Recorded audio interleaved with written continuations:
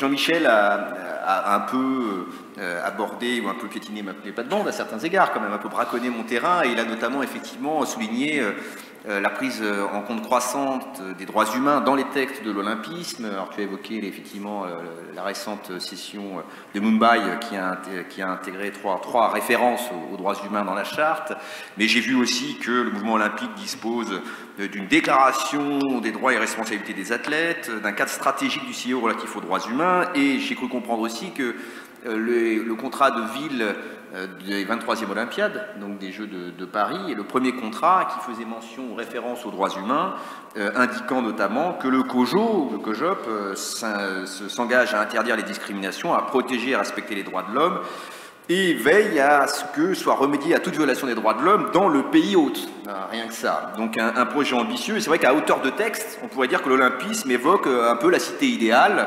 Et j'hésite même, je vais même évoquer le premier alinéa des principes fondamentaux de l'olympisme, qui est d'un lyrisme assez incroyable, alliant le sport et la culture et à l'éducation. L'olympisme se veut créateur d'un style de vie fondé sur la joie dans l'effort, la valeur éducative du bon exemple, la responsabilité sociale et le respect des droits humains reconnus au plan international. C'est beau, disons-le, mais bien sûr d'aucuns pourraient ironiser sur cette logorée qui ferait passer un univers où la compétition est omniprésente, compétition des athlètes, compétition des États, compétition des sponsors pour le monde de Barbie. Bien sûr, puisqu'on a bien compris que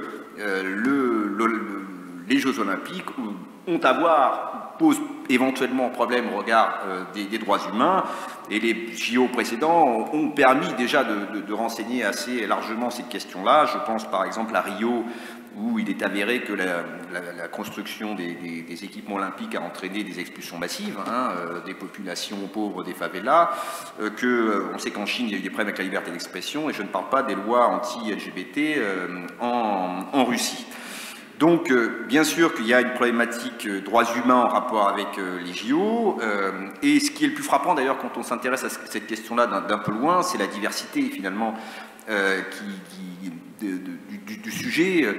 Diversité d'abord des droits humains impliqués, le droit au respect de la vie privée, le droit des données personnelles, la liberté d'expression, la liberté du travail, la liberté d'aller et venir. Diversité des victimes, et je mets là des guillemets, des athlètes, bien sûr, on en a parlé, mais aussi éventuellement les salariés des entreprises qui construisent les infrastructures, mais aussi le simple citoyen, les simples citoyens que nous sommes. Diversité aussi des normes à l'origine de ces atteintes, puisqu'on a évoqué, et Gabriel Eckert l'a évoqué ce matin, à la fois la puissance publique, mais ça c'est peut-être inhérent à son rôle que de contraindre, mais aussi effectivement la puissance ou les puissances privées, ces différents acteurs du mouvement olympique, et cette lex sportiva qui s'impose, à mon sens, par des voies un peu tortueuses, j'ai comprendre aux différents acteurs. Donc pour appréhender ce sujet et dans sa large ampleur, alors j'ai choisi de l'appréhender largement, ce qui veut dire qu'effectivement je ne pourrais pas forcément aller dans le détail sur chaque point, et je renverrai bien sûr à la publication pour le détail, mais pour appréhender cette diversité, j'ai choisi de m'intéresser à utiliser comme porte d'entrée finalement les réquisites nécessaires pour la bonne tenue de ce spectacle sportif que sont les Jeux Olympiques. J'en ai identifié 4, donc ce qui veut dire que contrairement aux autres intervenants, je ne respecterai pas le canonique de partie de sous-partie. 4 réquisites. Pour que se tiennent les Jeux dans de bonnes conditions, il faut d'une part assurer la disponibilité des équipements, garantir la sécurité de l'événement, préserver l'intégrité de l'événement, et il y aura quelques points communs avec ce qu'a dit Jean-Michel, et puis également pourvoir à son financement. Et ces 4 réquisites produisent chacun à leur manière des externalités négatives, pourrait-on dire, pour les droits de l'homme, et ce sont donc mes points d'entrée dans ce sujet-là, sachant que je vais plus ou moins développer certains points. Alors d'abord, premier réquisite, la disponibilité des infrastructures.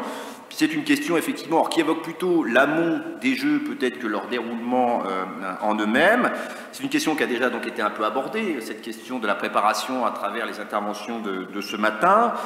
Au prisme des droits fondamentaux, les externalités négatives de la mise en place des infrastructures, elles ont été bien renseignées, mais concernant d'autres Jeux Olympiques, j'ai évoqué effectivement le cas des JO de Rio et des expulsions massives. Ça a été aussi le cas à l'occasion des JO de Pékin, où j'ai lu quelque part que 1,5 million de personnes quand même avaient été expulsés de leur domicile pour pouvoir créer les infrastructures nécessaires. Et puis là, je ne parle pas de Jeux Olympiques, mais de football. On sait que la Coupe du Monde de Qatar a posé la problématique du sort des travailleurs migrants qui ont contribué à l'édification des infrastructures de cette Coupe du Monde. Donc je mets ça de côté. J'ai l'impression, mais j'approfondirai dans la partie écrite, bien sûr que les JO de Paris n'ont peut-être pas suscité les mêmes réflexions. Bon, j'ai entendu parler d'une procédure d'expropriation forcée d'urgence tout à l'heure, mais n'ont pas posé les mêmes soucis que ces autres compétitions du point de vue de cette question de la disponibilité des infrastructures. Deuxième réquisite, donc, assurer bien sûr la sécurité de l'événement. C'est un défi pour les autorités. On sait que la simple tenue d'une finale de Ligue des Champions il y a 2 ans nous a posé un problème. Donc on imagine bien que les Jeux Olympiques posent aussi un problème. Ces risques sont effectivement démultipliés avec les Jeux Olympiques, mais en réalité, on sait cette problématique de la sécurité et du sport a déjà suscité, depuis notamment le début des années 2000, toute une législation assez dense. Et finalement, la loi olympique, la loi du 19 mai 2023, que je vais appeler la loi olympique 2, pour les besoins de la cause, a effectivement enrichi les moyens à disposition des forces de l'État pour assurer cette sécurité, mais finalement, quand on regarde, on fait un bilan d'un peu loin, elle s'inscrit plutôt dans la continuité, finalement, de ce qui se passe depuis le début des années 2000 en la matière. Alors, c'est une question, la sécurité autour des Jeux Olympiques de 2024, qui a quand même déjà été assez largement abordée dans beaucoup d'écrits, beaucoup d'articles, encore récemment à la JDA, donc je ne vais pas en mettre une couche, parce que je ne suis pas forcément là pour répéter ce qu'ont écrit aussi d'autres, et peut-être mieux que moi, mais peut-être en prenant un peu de recul, on peut constater quand même que cette problématique de la sécurité des JO, elle contribue à renforcer 2-3 tendances lourdes en réalité en matière de sécurité qu'on a clairement identifiées depuis très nombreuses années. Les tendances lourdes, c'est quoi? C'est l'exubérance de la police administrative, premier constat. La deuxième tendance lourde, c'est le recours massif aux nouvelles technologies, donc au numérique. Et la troisième tendance, c'est des phénomènes de privatisation de la sécurité. Donc 3 points sur lesquels, effectivement, notamment la loi Jeux Olympiques 2, loi Olympique 2, a contribué à renforcer effectivement ces tendances. Très rapidement, j'insiste bien, je ne vais pas dans le détail, je renverrai à mon écrit pour le détail. Concernant la police administrative, alors effectivement, la police administrative, le premier point, ce renforcement, cette exubérance, elle est assez classique en droit du sport, puisque depuis le début des années 2000, alors plutôt pour ce qui concerne des menaces qu'on va qualifier endogènes au sport, en réalité des menaces qui sont liées plutôt aux supporters, on a vu se développer depuis 2006 toute une série de mécanismes exorbitants, l'interdiction administrative de stade, la dissolution administrative des associations, 2011, l'interdiction de déplacement individuel et collectif, et puis ces périmètres de restriction à l'accès des supporters, là encore en 2011. Et puis, et là c'est plus une menace exogène qui est en jeu, dans la perspective de l'Euro 2016, la mise en place au sein du Code de la sécurité intérieure d'une disposition spécifique concernant les grands événements, et en particulier, bien sûr, les grands événements sportifs. Donc, effectivement, de ce point de vue-là, les JO à venir s'inscrivent dans une forme de continuité. Il y a 2 remarques qu'on peut faire si on veut rentrer un peu dans le détail concernant la dimension police administrative. Premier constat, c'est que les JO vont conduire à une utilisation massive de dispositifs déjà existants, mais qui sont exorbitants à certains égards, mais qui existent déjà. Et peut-être le plus significatif, c'est ce plan relatif au périmètre autour des sites olympiques et paralympiques qui a été dévoilé par le préfet de police de Paris le 29 novembre 2023 dernier. Alors il y a toute une série de périmètres qui sont définis par des couleurs, mais parmi ces périmètres, il y a des périmètres gris, et ce sont des périmètres qu'on appelle sites. En réalité, l'État, la préfecture, va mobiliser de manière massive un dispositif qui nous vient de l'antiterrorisme, qui nous vient de la loi SIT du 30 octobre 2017. C'est ces périmètres de protection sur la voie publique qui confient des pouvoirs exorbitants aux forces de l'ordre en termes de fouilles, en termes de palpation de sécurité, etc., etc. Alors, c'est un dispositif existant, mais dont l'usage va être massifié pendant la séquence olympique. Et je ne rentre pas dans le détail des libertés qui sont ici affectées, liberté d'aller et venir, etc., etc. Mais bon, je ne vais pas recenser toutes les libertés qui sont en cause à chaque fois parce que c'est un peu éreintant. Autre et là pour le coup c'est une nouveauté, ou en tout cas un développement qui est lié à la loi Olympique 2, c'est le développement des enquêtes administratives, autrement dit de ce qu'on appelle le criblage. Et effectivement, il y a 2 dispositifs de criblage existants en droit français, un criblage qui vise les personnes qui assurent des fonctions de sécurité, et un criblage qui concerne l'accès à certains lieux. Et ces 2 séries de dispositifs ont été modifiés par la loi de 2023. L'un pour prévoir, concernant les fonctions, que le criblage pourra aussi concerner les salariés des entreprises de travail temporaire, qui ne pouvaient pas jusqu'ici faire l'objet de ce type de mesures puisqu'elles n'étaient pas salariées des employeurs concernés. Et puis l'autre dispositif de criblage, c'est celui qui concerne l'accès au lieu, et en l'occurrence c'est celui qui est prévu au Code de la sécurité intérieure, l'article L211-1-1. Ce dispositif de criblage va être étendu à 2 égards. D'abord concernant les événements, l'accès les événements concernés. Jusqu'ici c'était l'accès aux infrastructures, on va dire, pour ce qui m'intéresse moins, les infrastructures sportives. Cette procédure va être étendue aussi pour l'accès aux zones de retransmission des événements, c'est ce qu'on appelle les fan zones. Et puis deuxième extension concernant les personnes, jusqu'ici le criblage excluait les spectateurs d'une part et les participants, et désormais cette procédure de criblage, donc d'enquête administrative, pourra concerner également les participants, c'est-à-dire les participants sont les sportifs, leurs équipes, les membres du CIO, du CNO, les personnels des diffuseurs, et j'en passe, tous ceux qui en été ne sont pas spectateurs. Donc il y a là effectivement un renforcement de ces procédures de criblage dans un contexte où ce sont donc plusieurs centaines de milliers de personnes, puisqu'on est dans un échelon, alors on a parlé de 700 000, 800 000 personnes, qui sont susceptibles de faire l'objet d'enquêtes administratives de la part des services de l'État, avec les conséquences que cela peut avoir en termes de respect de la vie privée, etc., etc. Et le Conseil constitutionnel, sur cette loi de 2023, n'a pas été très agressif, on le sait, et le Conseil constitutionnel a effectivement considéré, a écarté les griefs formulés contre l'extension de ces 2 régimes de criblage, en constatant qu'ils étaient justifiés par l'ordre public, etc. La logorée, enfin le discours classique du juge quand il s'agit de justifier des restrictions à l'exercice de tel ou tel droit. Concernant toujours la sécurité, le développement des outils numériques, c'est un constat qui n'est pas nouveau, mais qui se renforce avec la loi olympique, avec bien sûr l'émergence ou le développement de la vidéosurveillance algorithmique. Donc c'est la loi de 2023, la loi 2 olympique, qui a prévu à titre expérimental la mise en place ou la possibilité de cette vidéosurveillance algorithmique. Alors dans un registre un peu particulier, il s'agit pour l'essentiel d'un dispositif d'aide à la décision à partir d'une analyse de probabilité réalisée sur la survenance de risques spécifiques préidentifiés. Bon, je ne rentre pas dans le détail parce que vous avez compris que c'était complexe, et si je veux rentrer dans le détail ça va prendre du temps, et je pense que chacun a à peu près compris de quoi il s'agissait. Alors la CNIL avait en juillet 2022 adopté une position de principe sur le déploiement des caméras intelligentes dans les espaces publics, et avait relevé que finalement l'utilisation de ce type de caméra ne constitue pas seulement une simple évolution technologique des dispositifs vidéo, mais une modification de leur nature, puisque l'utilisation des caméras était jusque-là limitée par les capacités humaines de visionnage des images. Or le recours aux algorithmes, bien sûr, démultiplie les capacités des caméras et autorise une surveillance généralisée de l'espace public aux dépens de nombreux droits, libertés fondamentaux, avec ce que cela signifie. Alors néanmoins, la CNIL a été saisie pour avis et de la loi et du décret d'application de la loi sur ce sujet-là, et elle a estimé, compte tenu des garanties qui avaient été prévues par la loi, que le dispositif en lui-même ne portait pas une atteinte excessive à la vie privée, en tout cas ne remettait pas en cause les dispositions des lois qu'elle avait à appliquer. Et c'est un peu le même registre de discours qu'a développé le Conseil constitutionnel concernant la loi de 2023, puisqu'il a, au regard des garanties prévues par le législateur, notamment en principe la non-utilisation des caméras de reconnaissance faciale, enfin des mécanismes des algorithmes de reconnaissance faciale, il a considéré, compte tenu de l'ensemble de ces garanties, qu'il n'y avait pas lieu à censurer cette disposition sous une réserve, je crois, d'interprétation, mais ça reste en tout état de cause modeste et secondaire.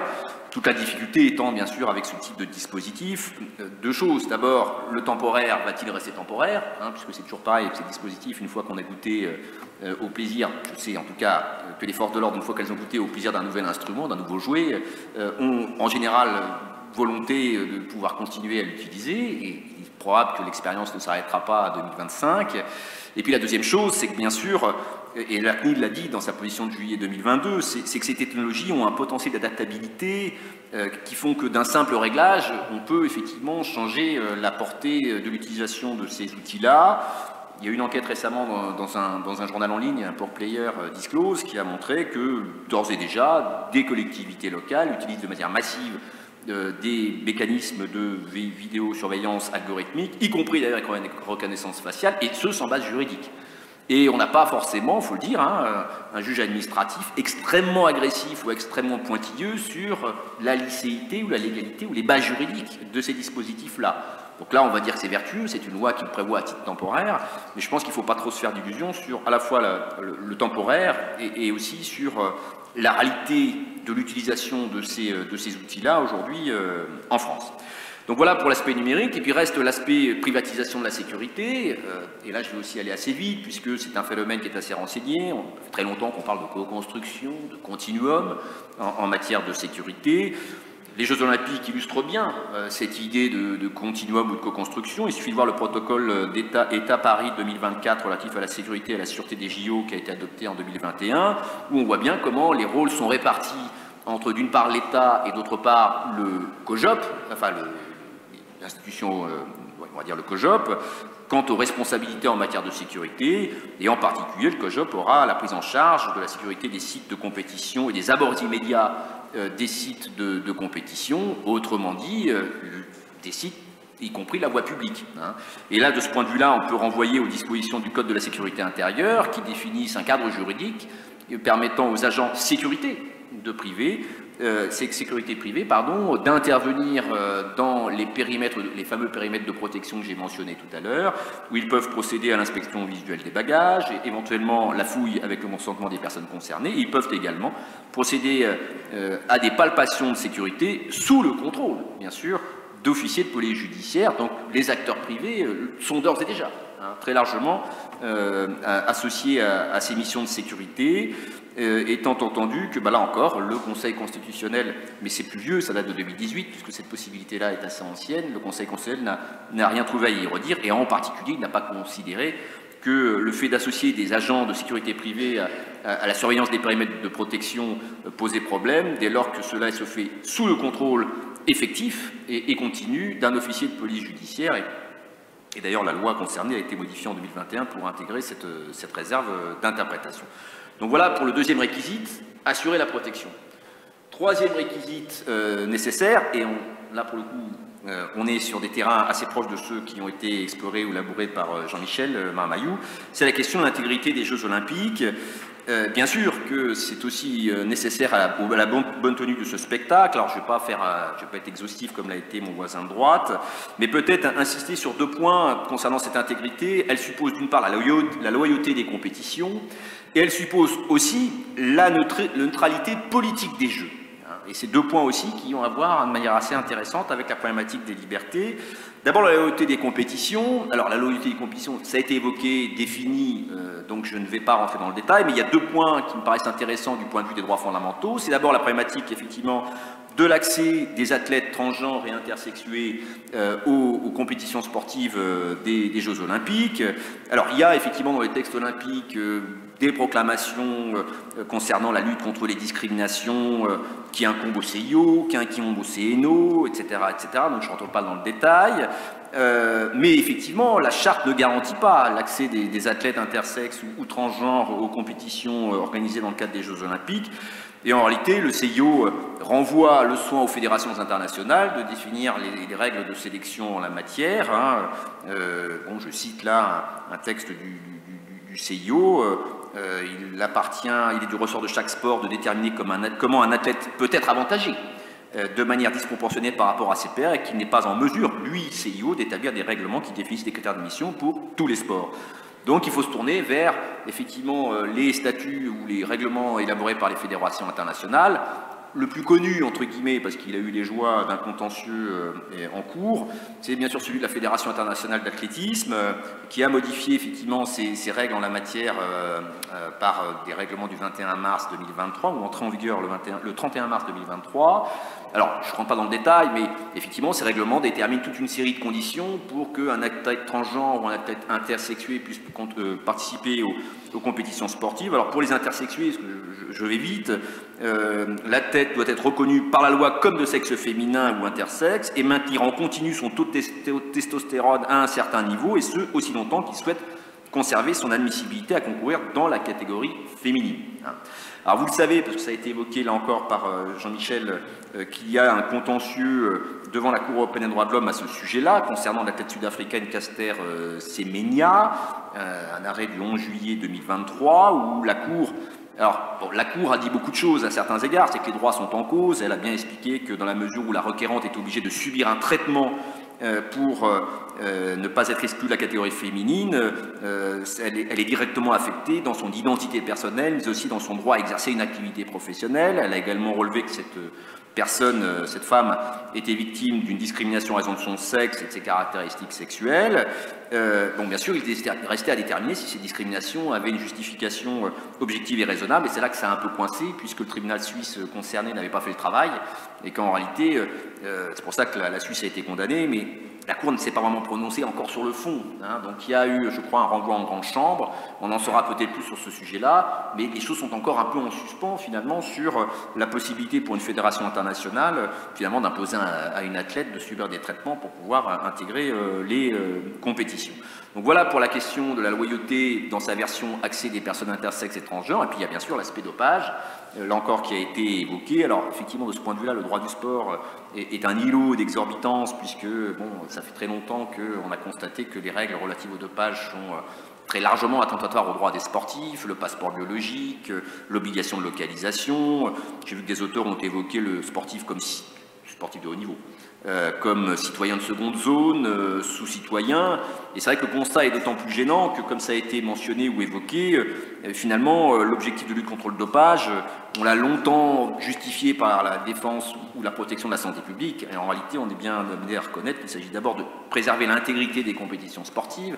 La preuve en est que les règles sur le dopage sont basculées du code de la santé publique au code du sport. Et il n'est peut-être pas indifférent de noter que la montée en puissance de la lutte contre le dopage et des instruments de la lutte contre le dopage correspond aussi au développement du professionnalisme, de la privatisation et de la marchandisation du sport. Il y a peut-être là des enjeux financiers en arrière-plan qui expliquent la radicalité des règles. Alors je ne vais pas, là encore, faire le point de toutes les règles parce que ça serait trop long, mais peut-être juste pointer la nouveauté. La loi Olympique 2, c'est bien sûr la possibilité qui a été ouverte par une modification du Code du sport de procéder à l'examen des caractéristiques génétiques et la possibilité de comparer les empreintes génétiques des sportifs à partir de prélèvements sanguins et urinaires des 10 sportifs. Et il s'agit, de ce que j'ai pu comprendre, de détecter le dopage génétique, le recours aux transfusions sanguines homologues ou encore la substitution d'échantillons. C'est une nouveauté effectivement pour le droit français, du moins, qui déroge à l'article 16-11 du Code civil et qui, a priori, pouvait poser problème au regard de la réponse du Conseil constitutionnel sur la question, effectivement, du recueil de données génétiques, puisque jusqu'ici, l'agence du Conseil constitutionnel était plutôt restrictive, en tout cas, dès lors qu'il n'était plus seulement question de prélèvement de données génétiques à seule fin d'identification, cette jurisprudence semblait assez réservée. Bon, bah, le fait est, c'est que cette réserve a disparu avec la décision sur la loi Olympique 2, puisque le Conseil, au regard, comme souvent c'est le raisonnement classique, au regard des garanties prévues par la loi, il a considéré que les dispositions de la loi sur ce sujet-là, sous une réserve d'interprétation, ne violaient pas le droit au respect de la vie privée. Les garanties, parmi ces garanties, il y a effectivement que ces données génétiques sont détruites sans délai lorsqu'elles ne relèvent pas la présence de substances interdites, les échantillons sont pseudonymisés, etc. etc. Donc voilà rapidement pour le dopage et cette première question de l'intégrité de l'événement. Préserver l'intégrité de l'événement olympique, c'est aussi aujourd'hui, et encore peut-être moins encore aujourd'hui qu'hier peut-être, c'est préserver sa neutralité. La neutralité de l'événement et sa neutralité politique en particulier. La neutralité politique figure dans les textes de l'olympisme, elle figure parmi les principes fondamentaux de l'olympisme énumérés par la charte.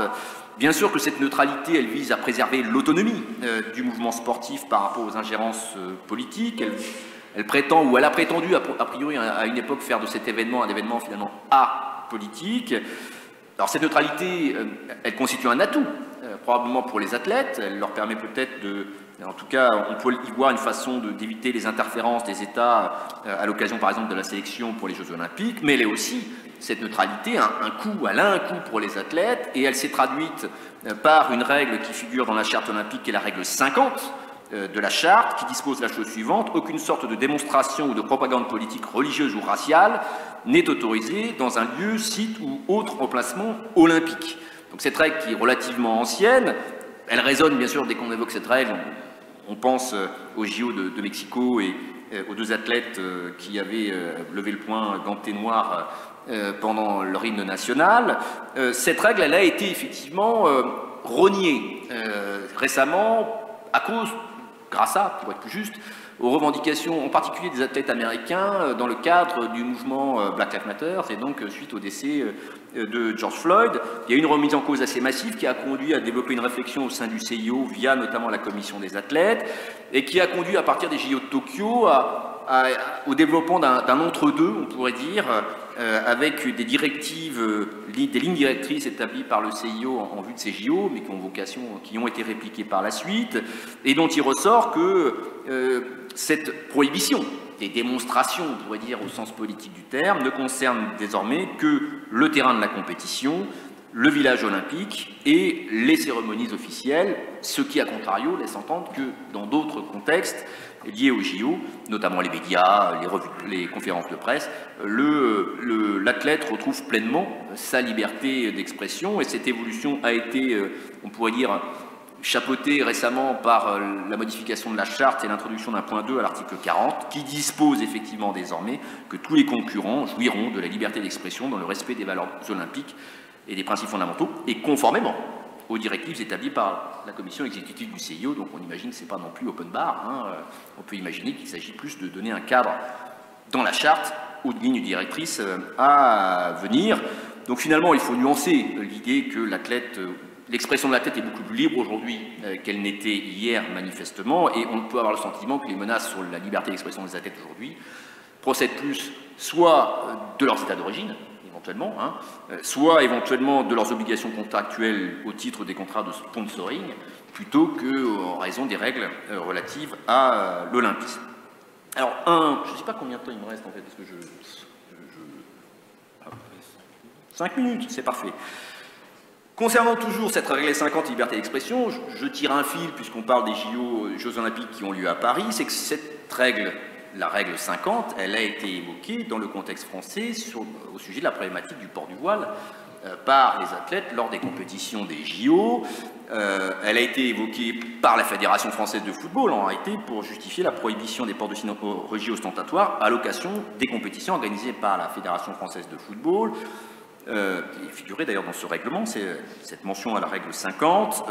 Cette idée a quand même été... vous savez que ce règlement a fait l'objet d'un recours pour excès de pouvoir dans le Conseil d'État. C'est la Association Alliance Citoyenne, j'aurais au moins cité un arrêt du Conseil d'État, du 29 juin 2023. Et quand on lit les conclusions, la référence à l'article 50 est apparue, la règle 50, est apparue assez exotique au rapporteur public, puisque, effectivement, comme il l'indiquait, le CIO, considéré comme l'interprète légitime de la charte, c'est l'expression utilisée par Clément Malaverti, ne s'est jamais opposé au port du hijab lors d'une épreuve olympique. Donc très clairement, la règle 50 ne peut pas fonder une telle interdiction, mais on sait néanmoins que le Conseil d'État a considéré que cette interdiction était possible, cette interdiction de port de signes religieux ostentatoires par les athlètes français, puisqu'il a considéré que les personnes que la fédération sélectionne dans les équipes de France sont soumises au respect du principe de neutralité du service public.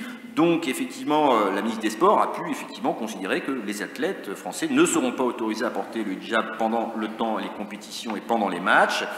Reste bien sûr à la question de la compatibilité, mais là c'est des questions de rapport de normes complexes dans lesquelles je ne m'engagerai pas, la compatibilité de cette prohibition portée par le ministre avec la règle 27, notamment la loi olympique, qui oblige les CNO et donc le CNO-CSF à agir contre toutes les formes de discrimination.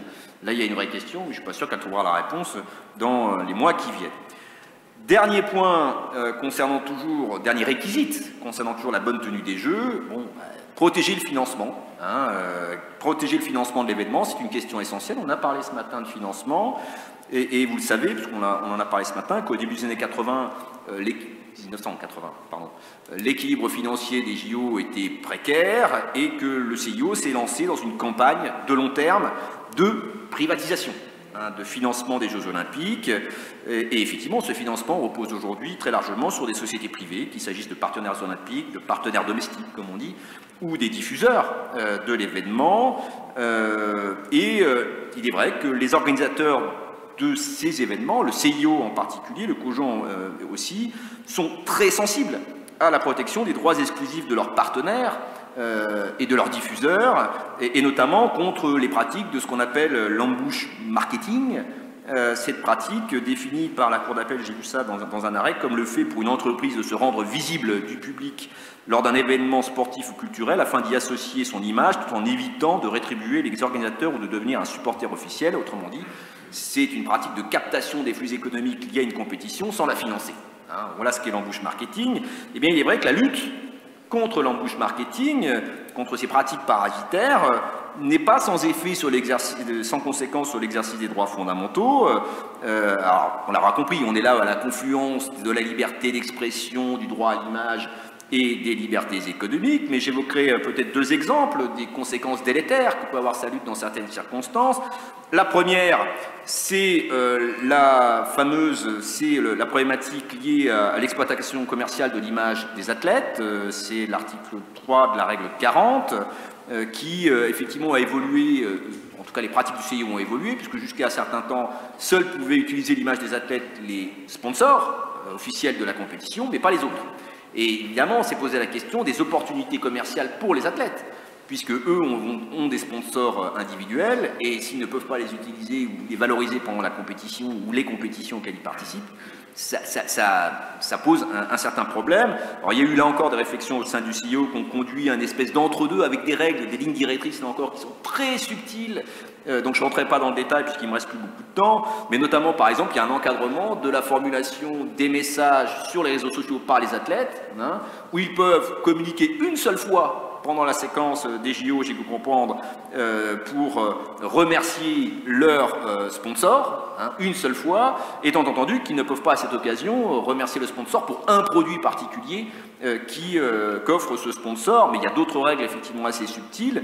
Donc ça, c'est une première chose. Donc on est vraiment là à la limite de la liberté d'expression, de la liberté d'entreprendre, pourrait-on dire, ou liberté commerciale.